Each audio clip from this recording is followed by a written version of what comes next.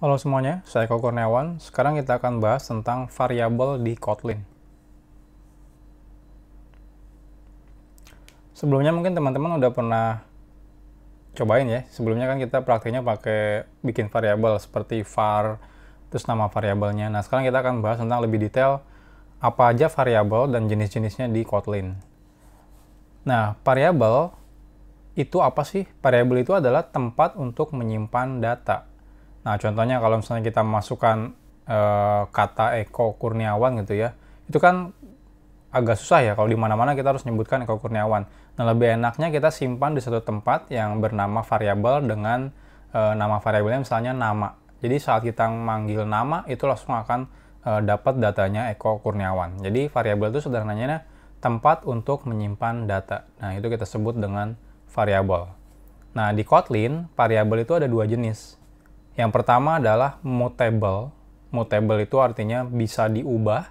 Ada yang kedua adalah immutable, artinya tidak bisa diubah. Nah, untuk membuat variabel yang mutable, artinya isi datanya bisa dirubah-rubah gitu ya. Itu di Kotlin kita bisa menggunakan kata kunci var. Ini maksudnya diubah itu diubah data dengan tipe yang sama. Contohnya, kalau saya punya variabel nama, tipe datanya adalah string, itu saya bisa ganti dari Eko, terus jadi Kurniawan, jadi Joko, jadi Budi, itu bisa. Tapi kalau saya rubah dari string menjadi integer, atau jadi long, atau jadi double, itu nggak bisa. Jadi di Kotlin itu tidak seperti bahasa pemrograman JavaScript atau PHP yang bisa ganti tipe datanya. Tapi kalau di Kotlin itu mirip kayak Java atau C# kayak gitu ya. Jadi kalau sekali udah pakai satu tipe data itu nggak bisa dirubah lagi pakai tipe data yang lain. Kalau datanya bisa berubah-ubah tapi tipe datanya tidak bisa berubah-ubah. Nah, itu mutable. Jadi kita bisa menggunakan kata kunci var seperti yang sebelumnya sudah kita praktekkan berulang-ulang. Nah, selanjutnya kalau misalnya kita mau bikin variabel yang datanya tidak mau berubah itu atau istilahnya immutable, kita bisa menggunakan kata kunci val. Nah, deklarasi variabel sederhana. Jadi yang pertama kita pakai kata kuncinya val atau var diikuti dengan nama variabelnya. Contohnya nama variabelnya nama seperti itu ya. Tipe datanya apa? Contohnya misalnya string. Lalu sama dengan diikuti dengan datanya. Contohnya di sini datanya adalah string Eko Kurniawan misalnya seperti itu.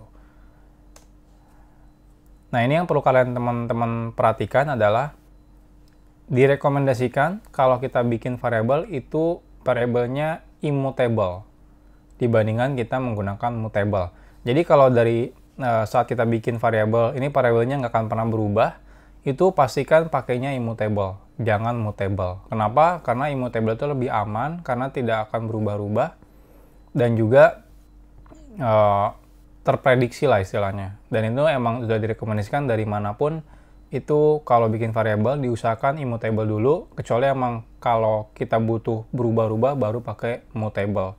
Tapi kalau misalnya kemungkinan nggak akan berubah-ubah, biasakan pakai immutable.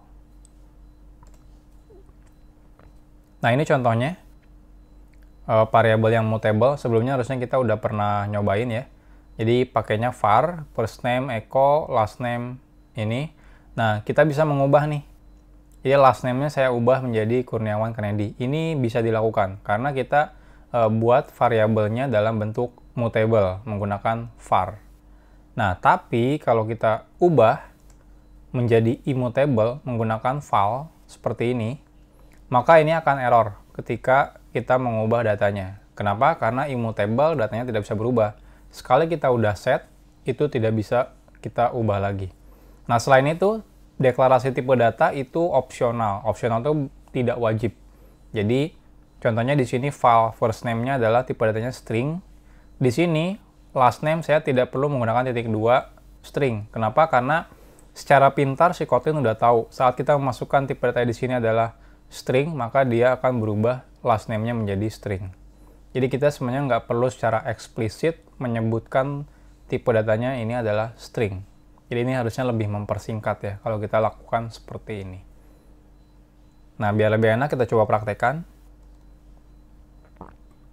Saya akan bikin file baru namanya variable. kita bikin main function di sini misalnya file first name gitu ya, echo gitu ya. Ini nggak perlu ini nggak wajib kita masukkan string seperti ini karena si Kotlin udah dengan pintar tahu oh di sini tipe datanya string, jadi dia otomatis menjadikan si first name ini menjadi string. Contohnya kalau misalnya file age ini sama dengan 30, ini secara pintar dia akan men-set si ACT menjadi integer. Jadi kalau teman-teman lihat di sini print first name, nah di sini ada autocomplete-nya ya, first name, di sini tipe datanya string. Tapi kalau misalnya age, di sini tipe datanya integer. Jadi secara pintar si Kotlin merubah, oh dia tahu kalau 30 itu adalah integer. Nah terus gimana kalau misalnya mau tipe datanya ini long, ya kita harus jadi L. Nah ini secara pintar dia ngubah age-nya menjadi long. Nah tapi kalau kita pengen eksplisit ini menjadi byte, ya mau nggak mau harus pakai byte seperti ini. Ya, atau short. Tapi kalau yang defaultnya angka ini otomatis menjadi integer. Nah ini kalau file, kalau misalnya kita coba ubah, jadi first name-nya saya ubah lagi menjadi Budi, ini tidak bisa karena errornya di sini file cannot be reassigned. Jadi kalau immutable itu tidak bisa dirubah lagi. Ini kalau kita jalankan, hasilnya seperti ini. Jadi diusahakan teman-teman kalau misalnya bikin variabel yang emang nggak akan berubah lagi, usahakan pakai val aja. Jadi jangan pakai var gitu ya. Bahkan kalau teman-teman di sini pakai var, si Kotlin, si IDE, IntelliJ IDE-nya ini, dia bisa ngasih tahu. Lihat di sini ada tanda orange ya. Jadi variable is never modified, can be declared immutable using val. Jadi ini variabelnya nggak pernah berubah, jadi lebih baik diganti menjadi val. Jadi di sini ada tanda bohlam seperti ini, tinggal diklik change to val. Nah seperti ini. Jadi itu rekomendasinya gunakan immutable dibanding mutable. Next, saat membuat variabel di Kotlin itu wajib diisi. Contohnya, saya misalnya sebelumnya bikin first name ya, tapi saya mikir, oh nanti deh saya nggak mau isi datanya dulu. Nah kalau di Kotlin, data yang tidak ada isinya kita representasikan menggunakan null. Jadi saya pakainya null. Nah seperti ini. Nah cuma jadinya first name-nya ini bingung. Tipe datanya apa? Kalau saya tipe datanya jadi string seperti ini akan error. Kenapa? Karena nggak bisa kita set null data itu. Jadi secara default saat kita bikin tipe variabel itu wajib diisi datanya. Jadi nggak bisa dikosongin. Nah terus gimana caranya kalau kita pengen bisa bikin bukan tipe data ya, variabel yang ternyata bisa null atau kosong datanya. Nah itu namanya nullable. Jadi ini tergantung bahasa pemrograman ya. Kalau di Kotlin itu mirip kayak Java. Istilahnya kalau datanya kosong itu null. Kalau di JavaScript misalnya pakai undefined seperti itu. Tapi intinya datanya nggak ada. Nah, secara standar atau default, variabel di Kotlin itu harus dideklarasikan atau diinisialisasi nilainya. Kayak yang tadi ya. Jadi kalau nggak ada nilainya itu otomatis error. Jadi wajib diisi. Jadi jika saat membuat variabel tidak diberi nilai, maka dia akan error. Nah, Kotlin itu mendukung variabel yang boleh null, tidak memiliki data. Nah, defaultnya kan kalau kayak teman-teman belajar Java, itu defaultnya bisa null. Tapi kalau di Kotlin, defaultnya nggak boleh null. Nah, tapi kalau kita maksa pengen boleh null, itu bisa di Kotlin. Jadi, karena ini dikarenakan Kotlin bisa mengakses Java, dan kebanyakan di Java, semua variabel itu bisa null.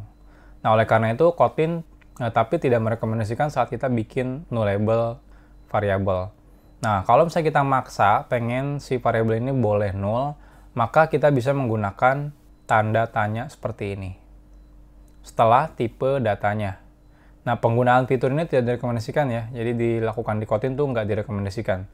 Jadi, kalau kita terpaksa bikin variabel yang bisa null, itu ya biasanya sih kalau teman-teman ngakses kode Java di Kotlin, itu biasanya mau nggak mau harus nullable variabelnya. Tapi kalau saya teman-teman nggak pakai kode Java sama sekali, disarankan sih nggak pernah melakukan bikin variabel yang bisa null. Nah, caranya gimana? Caranya sederhana. Jadi, saat kita deklarasikan, misalnya di sini first name, variabelnya namanya tipe datanya string, tambahkan tanda tanya di belakangnya. Jadi dengan menambahkan tanda tanya seperti ini, kita memberitahu si Kotlin kalau variabel ini boleh null. Nah, karena boleh null, berarti nanti kita bisa isi data atau bisa isi dia menjadi null. Nah, tapi Kotlin itu ngasih wanti-wanti kalau misalnya variabel ini bisa null, hati-hati saat kita ngakses function yang ada di variabelnya. Contohnya kita mau akses function atau atribut length ya, untuk ngecek panjang first name-nya. Nah, ini error nih. Kenapa? Karena data first name ini bisa null. Kalau misalnya kita paksa ngakses, ini kalau datanya null, maka akan terjadi error null pointer exception. Nanti untuk masalah error, nanti kita akan bahas di materi tentang error. Tapi intinya, akhirnya, gimana cara aksesnya? Cara aksesnya si Kotlin ngasih tahu, oke, kalau misalnya ini variabelnya bisa null, untuk aksesnya pun harus pakai tanda tanya seperti ini. Tanda tanya titik length. Nah, dengan seperti ini, kalau misalnya first name-nya null, maka nanti hasilnya pun di sini si ke belakangnya tidak akan dieksekusi sama si Kotlin-nya. Jadi hasilnya tetap null. Untuk lebih jelas, coba kita praktekkan. Jadi di sini kita bikin variabel baru aja di bawah ya. Jadi contohnya file name ini string bisa null. Jadi kalau saya masukkan null, ini bisa seperti ini. Nah, kalau saya print name, setelah itu print name.length, ini error ya. Jadi karena ini boleh null, jadi saya harus pakai tanda tanya seperti ini. Kalau kita running, hasilnya ini null, ini null. Kenapa? Ya karena kan name-nya kan null kan, kita belum isi apa-apa. Dan ini juga null. Kenapa? Karena name-nya kosong. Jadi kalau kita akses length-nya, karena name-nya null, jadi dia balikannya null. Jadi dia stop sampai di sini doang. Jadi tanda tanya di sini artinya kalau dia tidak null, maka kita akses length-nya. Tapi kalau null, ya udah berarti null. Kalau kita masukkan datanya, oh ya ini file ya, kita ganti var coba, biar bisa dirubah. Name sama dengan echo, seperti ini. Nah, kita running hasilnya. Baru dia keluar echo, dan di sini panjangnya 3 karakter. Nah, jadi seperti itu kalau kita mau bikin variabel yang bisa null. Tapi ingat, ini tidak direkomendasikan. Jadi kalau bisa sih teman-teman jangan pernah bikin variabel yang bisa null. Kecuali kalau ngakses kode Java dan mau nggak mau harus pakai variabel yang bisa null. Next, ada juga jenis yang ketiga, namanya variabel konstan. Konstan itu sebenarnya sama kayak val ya, dia immutable.